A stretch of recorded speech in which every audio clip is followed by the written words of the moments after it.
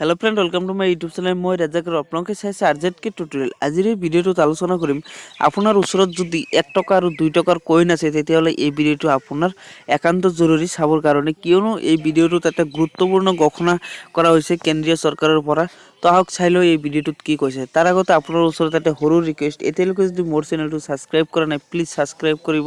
আৰু লগতে থকা ঘণ্টা বাটনটো ক্লিক কৰিব কিয়নো আমি যেতিয়া এনেকুৱা ধৰণৰ নতুন নতুন ভিডিও আপলোড দিওঁ তেতিয়া আপুনি লগে লগে পাই থাকে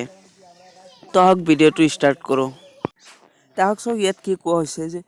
2011 চনত 25 পইচা অচল ঘোষণা কৰাৰ পিছতে 1 টকা আৰু 2 টকা আৰু 5 টকাৰ লগতে 1 টকাৰ সৰু কইনছৰ প্ৰচলন আৰম্ভ কৰে ভাৰতীয় ৰিজাৰ্ভ বেংকে এতিয়ালৈ কোনো কইনছৰ ভাৰতীয় ৰিজাৰ্ভ বেংকে অচল বুলি ঘোষণা কৰা নাই হেহে যদি ভাৰতীয় নাগৰিকে এই কইনছসমূহ নিবলৈ অমান্তি হয় তেনেহলে তেওঁৰ বিৰুদ্ধে দেশদ্ৰোহিতাৰ গোচৰ ৰুজু হ'ব পাৰে আৰু অতি কমেও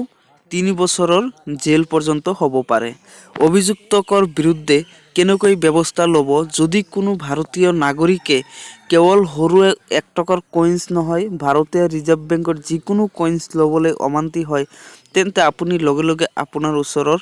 আৰক্ষী থানালৈ যায় কথাটো অৱগত কৰিব পাৰিব অথবা আপোনাৰ জিলা উপায়ুক্তকো দৃষ্টি আকৰ্ষণ কৰিব পাৰিব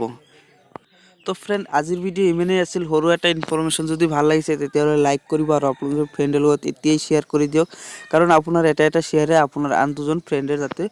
উপকাৰ হয় তো ফ্ৰেন্ড আজিলৈ ইমানেই